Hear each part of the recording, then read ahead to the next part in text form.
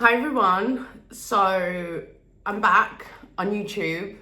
I didn't really expect this at the start of the year, but I had a notification and it was like, oh okay, people want to hear what I have to say, so I'm back.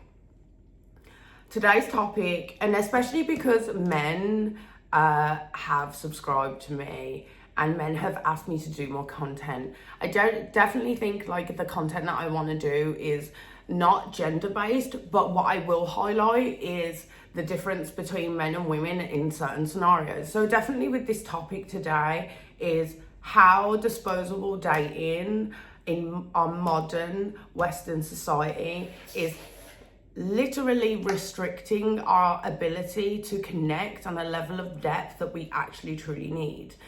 And we all know it that in our society we have apps like Instagram, which is basically in some ways treated like a dating app. I will say, like, it's like people are swiping and literally it's like a child going into a toy store and going, I want this toy because it looks exciting and it looks like this. I don't really know if I'm going to enjoy it that much, but you know, henceforth, child gets bored within a couple of days, wants a new toy. This is, and I'm not speaking for everyone, but I'm definitely speaking for a certain percentage. And this is no judgment. I've been there, I've dated, and I know a lot of people who've been there and have dated. And listen, if you want to go find like anyone, like go do what you're doing. But this is just me sharing my little caveat. Disposable dating, in a sense, and this is how it hampers men. Men are looking for a level of depth. So women, we're all looking for a level of depth.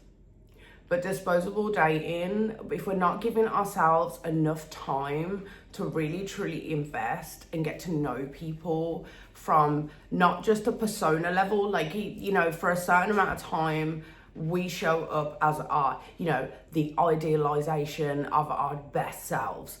And then naturally what happens with the persona is that we can only squash our shadows for so long once our emotions are triggered. So like slowly but surely we start to, you know, our shadows start to creep out. And in, you know, the vibes of disposable dating, what happens is once you start to see each of the shadows, we start to reject them. And this is ultimately because there is a mirroring happening. Is what's showing up right now is everything that's holding me back from a level of self-acceptance,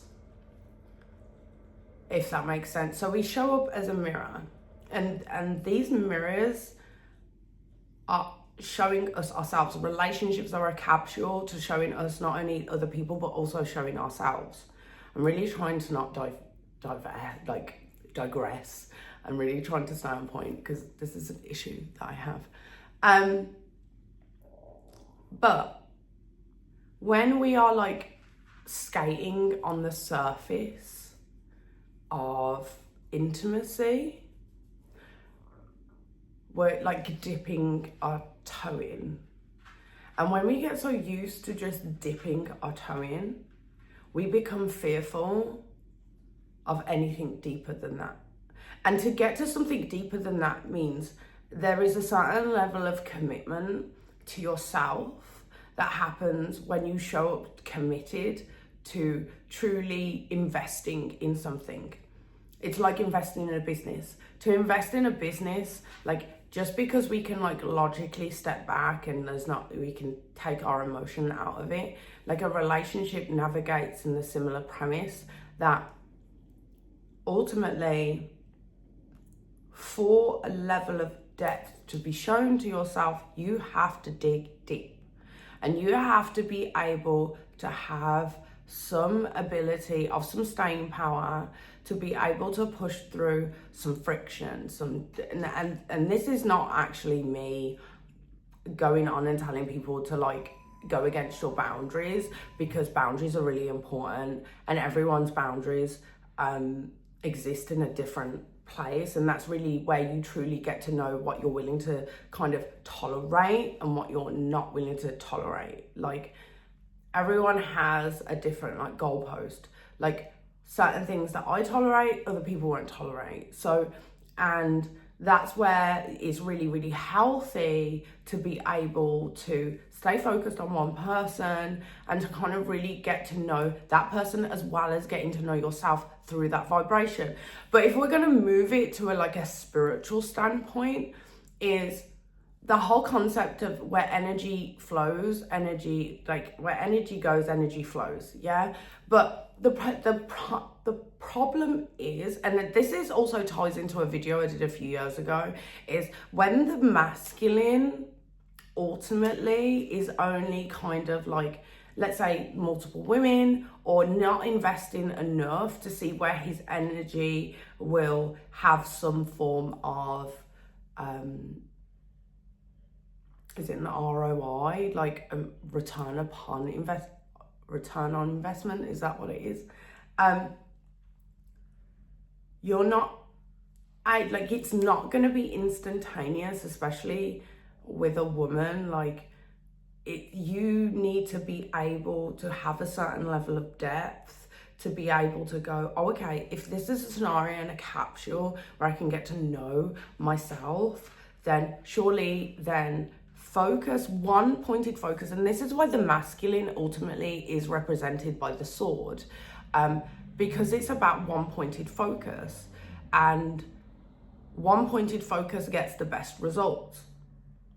But if you have your focus dispersed in multiple different areas, what also is going to happen is, one, the woman is going to feel as though there isn't true investment happening.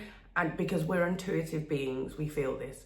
And that woman is kind of going to go, hey, and then it can becomes an aspect of like, oh, okay, now she's creating friction. Like, ultimately, it's good if you don't want to, if you don't want to be in a committed relationship. And men, and I always say this with women, like, do not try to commit with a man who isn't ready to commit, because ultimately it's about the space in his life and it's not about you. Like, this is one of the big things. But if you are ready as a man to go into a level of commitment, then you need to be able to have some staying power with one woman. So you're not then having to then focus on multiple different women while trying to focus on your life, your friends, your work. Like, there is only so much one human being can take, and only so much that one person can pour energy into, because essentially you're pouring yourself. But on the positive note is, once a man starts pouring himself from this very, very loving, committed space, then becomes this kind of whirlpool of knowledge, which can be transferable to other areas of your life.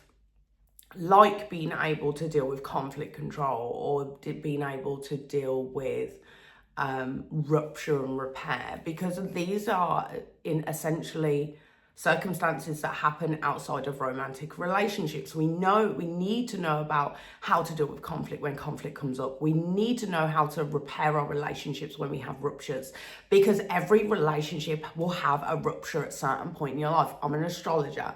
I know when Saturn's going to hit a certain planet, it's going to cause problems in your relationship. But the problem, and this is where we get to the original point, is that this is essentially why disposable dating is essentially keeping us at an emotional distance from one another. We're not experiencing true intimacy. We're not investing on a certain level that keeps a relationship flowing and growing. If anything, we are all at kind of, when we're in that space, at arm's length, just expecting the other person not to push on our walls or our triggers. Listen, a relationship, and every type of relationship, is going to trigger you. Like, that is just one thing that you are going to have to accept about life. Life will trigger you. Relationships trigger you. But people that understand that triggers are highlighting truth, and triggers are showing you a point from darkness to light. Triggers are torches. And if you are expecting to enter a relationship and not be triggered, then I'm sorry to say it, but you are living in a dream world, a dreamland. Like, the people are going to trigger you. People are going to have bad days. And if you are not ready to be able to accept someone who isn't perfect, then you are not ready for a relationship. Looking for perfection is basically showing yourself that you are emotionally unavailable and looking for something that doesn't exist, because the ego is leading you. It's not the heart that's leading you. But that's also another thing, is then on the caveat to that with women is women consistently replacing the people that they're dating then becomes about, they disconnect from their care, their human, like, and I think this essentially goes across the board. It's not even a man or woman thing. This is also the dark side of disposable dating. Krishna, come here. The dark side of disposable dating is we disconnect from our essential, like, humanity. People that we date, she's doing too much. Krishna, sit. Come on, sit down. Shall I pick you up? Come on then. Oh. There she is. Hi. Yes, I get it. The people that we date are human beings and have feelings. And regardless of how we want to put it, we have to respect the fact that people have these feelings. People have like, just saying it is like, people have feelings. And I think the dark side of the feminine is sometimes that we can navigate that men have no feelings. Like, we are essentially ignorant to that, and disposable dating puts us more in ignorance and in disconnection to other people's emotions and feelings, because as much as no one else's emotions are, as we say, are not our responsibility, but ultimately for me as a person, and I think a lot of people, we should be taking responsibility for how we're treating people, and treating people like they are disposable actually isn't healthy. It's not healthy for us, and it's not healthy for the other person. But then we move on to the fact that the disposable dating in our society, ultimately creates an essence of paranoia. This is a really, really big point. If we are all treating each other as though we are disposable, we are impressing upon our subconscious what another person could do to us that we can do to others so easily. So if anything, we are essentially teaching ourselves the patterns of what we fear that other people could do to us based off what we do to others. Whenever you do something to another person, you impress upon your own subconscious that that person can do it to you, which then that paranoia can grow. And this is why, like, ultimately, like, people who do things, like, they always fear that the other person could be doing it. But this is also why, like, if we are ourselves essentially trying to navigate as healthily as we can and being invested and committed as the scenario allows us to be at that point, because it's not like, listen, when you meet someone, you aren't married, like, do you know what I mean? And this is where you have to use, I always forget phrases when I'm talking, critical thinking. That's the one, critical thinking. We have to use critical thinking, and we have to connect, we have to communicate of what level of commitment we're willing to give at a certain stage.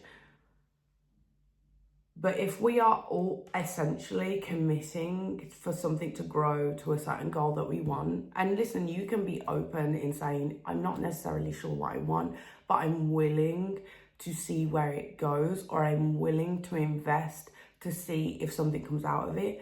Like, that's healthily communicating from a point of where you're at. It's not wrong, it's the truth. Like, this is also another thing that, and this should have its entire whole video. Just because something necessarily doesn't suit you doesn't make it wrong. Like, the truth is not wrong. The truth is the truth. Like, and this is where we need to replace our relationship with right and wrong and truth. And does that make sense? Like, just because it's wrong doesn't mean it's true. So, for example, if a guy sits there and he openly communicates with a woman, or a woman communicates with a man and says, I'm not fully sold on the idea of a relationship, but I'm happy to see where something goes, to see if something grows from this. Like, that is not wrong. That is the truth based on where that person's at. And if they are being honest and open, that is then up to you to really decide whether that's okay, but it doesn't make it wrong. But back to my original point is, when we are willing to invest to a certain level, it actually shifts way out of your own subconscious that this person could do this. It doesn't stop the possibility of another person doing this, but it actually gives you peace of mind, because regardless of what they're doing, you're navigating in a way that has a certain level of integrity. And when you navigate from a place of integrity, you naturally will expect a certain level of integrity. And as within, so without, the Hermetic principles, like, what you interact with most of the time is what you are. You will not interact with a vibration that is not what you are. That is not what you are. You may interact with people who are on the other end of the same spectrum, but it's of the same. Does that make sense? So a poor person who is led by poverty has the same emotional connection to someone who is really rich. There is an emotional relationship to money, and it is showing up. So in a rich person, a poor person, they are of the same vibration, but it's like temperature. Temperature is of the spectrum, and hot is on one and cold is on the other. Like, I will always say this, but you will not connect with someone who is of a different spectrum, so to speak. You will connect with someone who will be a mirror image to yourself. And then it's up to you to be able to discover, well, what is this scenario showing up in my life, and what is it trying to show me about me? And normally the reason is based in true depth of love, and it's actually not our kind of chaotic notions and narratives that we have in our day and age. I think shifting from a real loving space and a real loving understanding of people, and being able to seek that depth is the healthiest way to navigate our own relationships and navigate our own self-growth, because what we're willing to give to others and give to ourselves ultimately makes the situation in our society a lot better. Diet pill dating, that's another phrase that I have for it, is extremely unhealthy. If you're replacing people every 3 weeks, there's something showing up for you, and it is a beautiful journey of self-discovery that is not, and this is no judgment, but there's something showing up there for you, and there's something beautiful for you to discover there. And if you are at that space, then that is you starting from being able to go from emotionally distant to emotional depth. Like, we don't want shallow relationships deep down. We want rich, loving, deep relationships that reflect actual acts of love, like forgiveness, like acceptance, like embracement, is that a word? Like, we want to be fully embraced. But if we're not willing to fully embrace those around us, then we shouldn't wholly be willing to, you should embrace me, but don't. Does that make sense? So, diet pill dating, not the one. If you want a true loving relationship, you need to be able to be one single pointed, focused and committed, because you would only handle a business the same way. You would only handle a relationship of like with a friendship the same way. It's like one pointed focus will always give you the best results, and instead of being spread thin and draining yourself, or you know, because essentially we get older and we learn and we understand how our narratives and our ignorance can convince us otherwise. But I'm gonna leave it at that. It's my first video, so really go easy on me. I'm really trying to like delve into kind of more bringing my spiritual knowledge to like the reality, because sometimes people can be like, I don't know what you mean. But expanding our capability for our own love will only teach others to expand their capability for theirs. And that's where the magic happens. Like, you have to be willing to, instead of putting boundaries on how others should behave for you, is literally leading by example. And this is a really important thing for men: leading by example, becoming the love that you want to receive. And also for women, becoming the love that you want to receive. But most of us are so terrified of doing it until we say enough is enough, and we get out of our own way and we truly accept ourselves in our most loving state, instead of convincing ourselves that we shouldn't be that way based on what danger, what fear, etc, etc. And I think once you get led down that road, you get led to dark pill dating, disposable dating, and you find yourself in that rut for a while until you kind of claw back out of it, and you start to see relationships from a space of a healthier space. You start to learn more about yourself. You start to learn more about your willingness to love. You start to learn more about your ability to expand and to be a reservoir of it. And the beautiful thing about that is once you get to that level, it's no longer about, oh, but what if they do this? Like, you understand then that you're happy to be like that because you don't lose anything from being that. Just because someone isn't there with you at that point, you still don't lose anything. And if anything, being at that state is the best thing. It feels so good to be able to be loving and giving. And does that make sense? But we have to change our relationship with it, and it's only at that point that it really happens. But if you have any other topics that you want me to talk about, because I've thrown quite a lot in such a short amount of time, I will be doing lives at certain points so people can interact with me. But basically,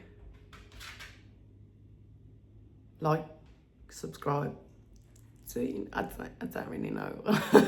Do what you need to do. But yeah, if you've enjoyed, I'm very grateful. I'm going to start posting twice a week minimum. If you have any suggestions, please just send a comment or whatever. Yeah, I am a rookie at this, so it's going to be really bad for a while until it gets good. I'm going to stop explaining myself now. Okay, love you, bye.